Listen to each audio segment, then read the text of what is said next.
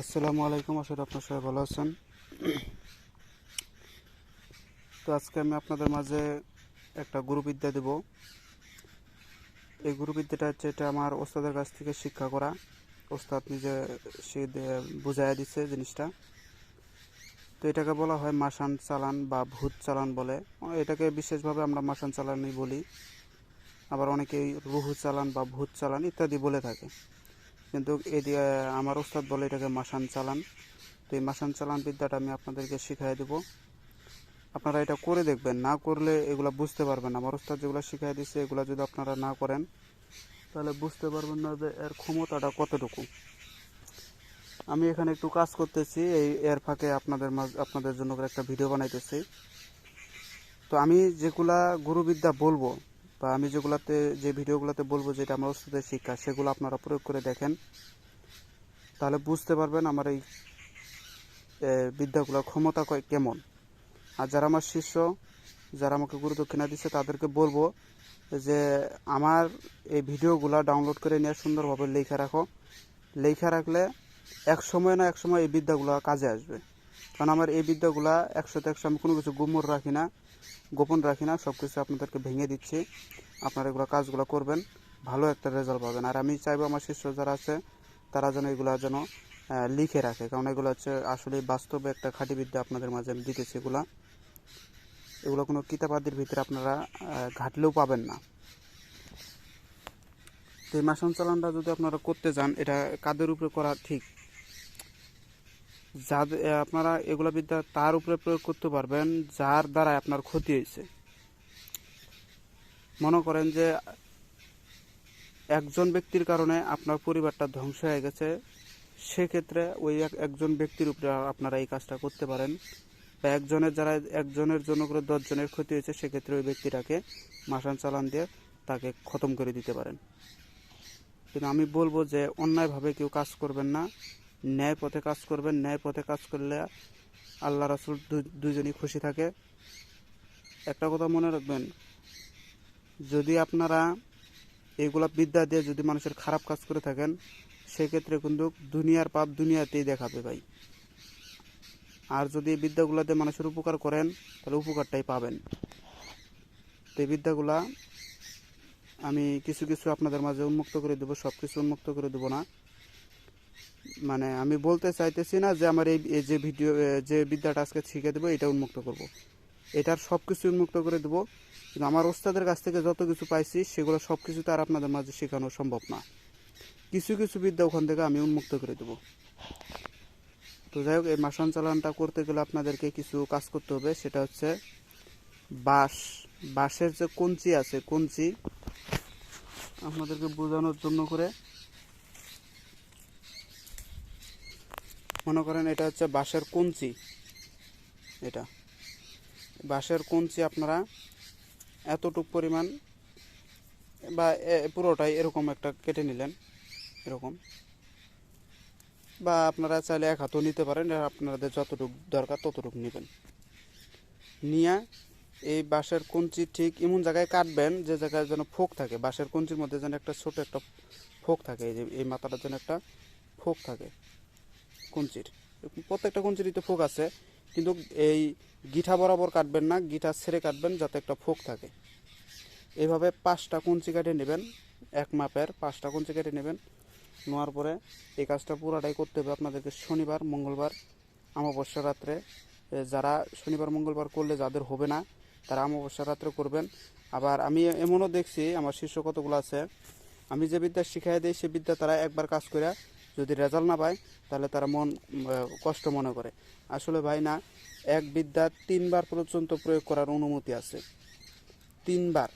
আপনারা প্রথমবারেই সব কিছু হয় না ভাই, ধৈর্যের ফল মিষ্টি হয়। আপনি প্রথমবার করলেন, কোনো না কোনো ত্রুটি থাকতেই পারে যার কারণে আপনার কাজটা হইল না। এক, রুহানি শক্তি আপনার কম থাকলে আপনার কাজ হবে না।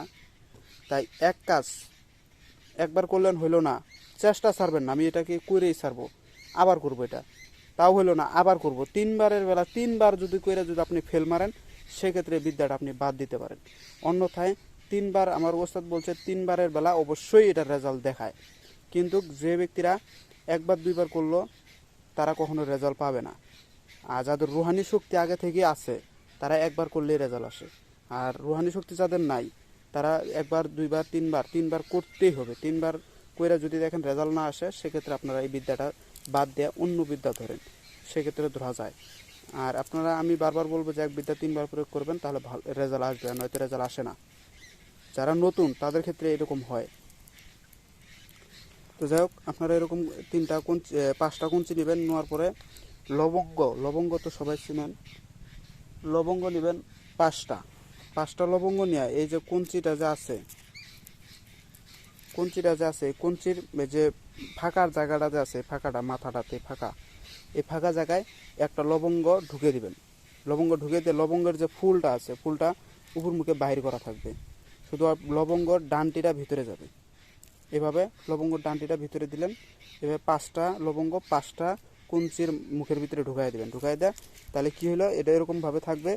আর কুঞ্চির উপরে এই যে লবঙ্গের মুখটা থাকবে, এটা এভাবে 5টা কুঞ্চি নিয়ে আপনারা চলে যাবেন শনিবার, মঙ্গলবার, অমাবস্যা রাত্রে শ্মশানে।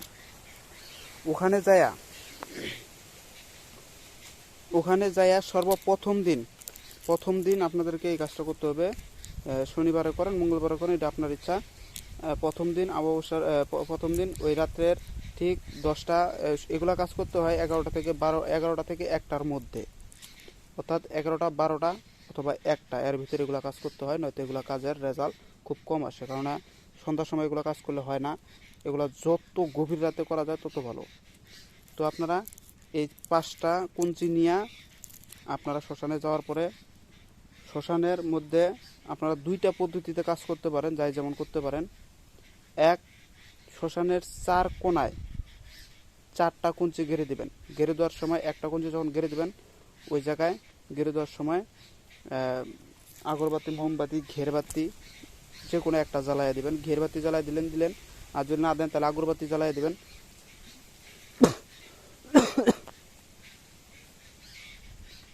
প্রথমে এভাবে 4 কোণায় 4টা গেড়ে দিবেন। গেড়ে দিয়ে মাঝ বরাবর একটা গেড়ে দিবেন। শ্মশানের 4 কোণায় 4টা গেড়ে দিলেন, মাঝ বরাবর একটা গেড়ে দিলেন। কয়টা চলে গেল? 5টা গেড়ে দেওয়ার পরে ওই জায়গাতে আপনি শ্মশান জাগ্রত করার মন্ত্রটা 7 বার জপ করে নেবেন। শ্মশান জাগ্রত করার মন্ত্র ভাই অভাব নাই, যার গুরু যেটা দিছে ওটাই। শ্মশান জাগ্রত করতে গেলে ওই অত বড় বড় মন্ত্রের প্রয়োজনে ছোট্ট দিয়ে একটা মন্ত্র দিয়ে হয়। বা যদি আপনারা নাও জানেন, সেক্ষেত্রে মা কালীর দোহাই দিবেন, মাসান কালীর দোহাই দিবেন, মাসানির দোহাই দিবেন। এগুলার দোহাই দিয়ে বলবেন শ্মশান জাগ্রত হও, এভাবে বলবেন। আর ওখানে বলবেন যে আমি আজকে এগুলা গেড়ে দিয়ে গেলাম, আগামী অমুক দিন আমি এই জায়গায় আসবো, আইসা আমি এগুলাকে নিয়ে যাব, তোমরা সবাই ওই দিন আমার সাথে যাবা। এভাবে নিমন্ত্রণ করে আসবেন। নিমন্ত্রণ করার পরে, এভাবে করার পরে আপনারা ওই দিন বাসায় চলে আসবেন। ওই দিন কাজ শেষ। তারপরের দিন আপনারা ওখানে ডেট দিয়ে দিবেন। এটার নিয়ম হচ্ছে তারপরের দিন করলে বেশি ভালো। তো যদি আপনারা শনিবারে করেন, না হলে মঙ্গলবারে যাবেন। এভাবে আগে মানে আপনারা যে ডেট দিবেন ওই ডেট মোতাবেক আবার কিন্তু ওই শ্মশানে যাইতে হবে, না এর ভিতরে যাওয়া চলবে না, এর বাইরে যাওয়া চলবে না। ওই ডেট অনুযায়ী আপনাকে আসতে হবে। তো ওই ডেট দেওয়ার পরে আপনারা তার মানে শনিবারে যে কাজটা করেন, মঙ্গলবারের দিন ওই রাতে ওই একই সময় ওইভাবেই আপনাকে ওখানে যাইতে হবে। যাওয়ার পরে যে জায়গায় খুঁটিগুলা গাড়ছিলেন, লবঙ্গগুলা গাড়ছিলেন বা কুঞ্চিগুলা গাড়ছিলেন, ওই জায়গা থেকে 5টাকে আপনারা তুলে নিয়ে আসবেন। তুলে ওই শ্মশানের মিডিল বরাবর বসবেন। বসার পরে 5টাকে নিয়ে 5টার কিংবা একত্রিত করে হাত জোর করবেন। জোর করে শুধুমাত্র মন্ত্রটা বলতেছি, ঘিয়ের বাতি, আগরবাতি এগুলো জ্বালাই দেবেন। দেওয়ার পরে ওখানে একটা মন্ত্র বলবেন। মন্ত্রটা হচ্ছে, শ্মশান ঘাটের মাসান পোড়াতে ধা, অমুকের পূজা পানি খাবো যদি অমুকের বাড়ি যা। এতটুকু বলবেন। আবারও বলতেছি, শ্মশান ঘাটের মাসান পোড়াতে ধা, অমুকের পূজা পানি খাবো যদি অমুকের বাড়ি যা।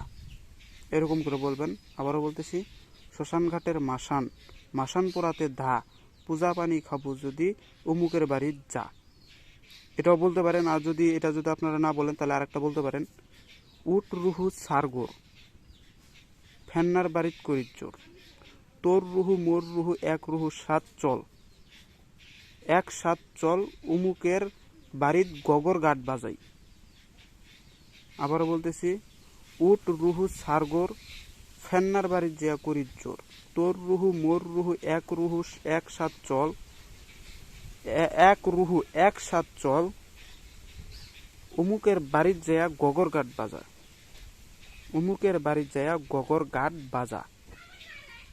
তাহলে কি হবে, ওই যে লবঙ্গগুলা আপনারা নিছেন, নেওয়ার পরে ওই লবঙ্গগুলোর উপরে মন্ত্র যখন জপ করবেন, এই মন্ত্রগুলা 7 বার জপ করেন বা যাই জপতে পারেন। যারা নতুন তাদেরকে আমি বলবো যে 21 বার জপ করার জন্য, যারা পুরাতন যারা এগুলোর বেশি অভিজ্ঞতা আছে তারা 7 বার করলেই হয়ে যাবে। 7 বার কয়া ওগুলোর মধ্যে ফুক মেরে দিয়া ওই লবঙ্গ 4টাকে নেবেন, শুধু কঞ্চিগুলো ওখানেই থাকবে, খালি লবঙ্গ 5টাকে নেবেন। ওই 5টা লবঙ্গ নিয়ে আপনারা সোজা পিছনে তাকাবেন না, সোজা শত্রু বাড়িতে যায় শত্রু বাড়িতে ফালাইয়া দিয়ে চলে এসে করবেন। ওই যে শ্মশান বা রুহু বা যে খারাপ জিনিসগুলো আছে ওগুলো আপনার সাথেই তখন যাবে, তখন আপনার সাথেই যাবে, যাইয়া দেখবেন আপনি যে বাড়িতে নিক্ষেপ করছেন তারা সবাই ওই বাড়িতেই যায় ঢিপ হবে, পুরা বাড়িটাকে শ্মশান বানায় ফেলবে। গরু ছাগল হাঁস মুরগি যা আছে সব ধীরে ধীরে মারা যাবে। এখানে বলাই আছে যে তোর রুহু মোর রুহু এক সাথ চল, মানে অয় এবং আপনি দুইজনে মিলে একসাথে ওই বাড়িতে যাবেন গোবর কাঠ বাজানোর জন্য। সব সময় গন্ডগোল থাকবে, গন্ডগোল একটা পর একটা হইতেই থাকবে তার বাড়িতে, শান্তি বলতে কোনো জিনিস ওই বাড়িতে তখন থাকবে না। 2টা নিয়ম উন্মুক্ত করে দিলাম, 2টা মন্ত্র উন্মুক্ত করে দিলাম। চাইছিলাম একটা দেব মন্ত্র, কিন্তু তারপরে 2টা দিয়ে দিলাম। এগুলো গুরুবিদ্যা গুরুর কাছ থেকে পাইছি, আপনারা করে দেখবেন, 100 রেজাল্ট পাবেন। যদি ভিডিওটা ভালো লাগে অবশ্যই লাইক কমেন্ট শেয়ার করে আমার পাশেই থাকবেন।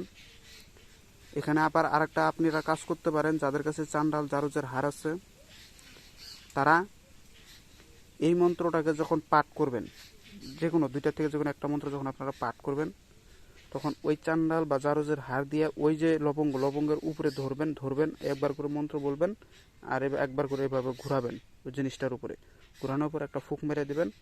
এভাবে 7 বার ঘোরাবেন, 7 বার ফুক মেরে দেবেন। দিয়া ওই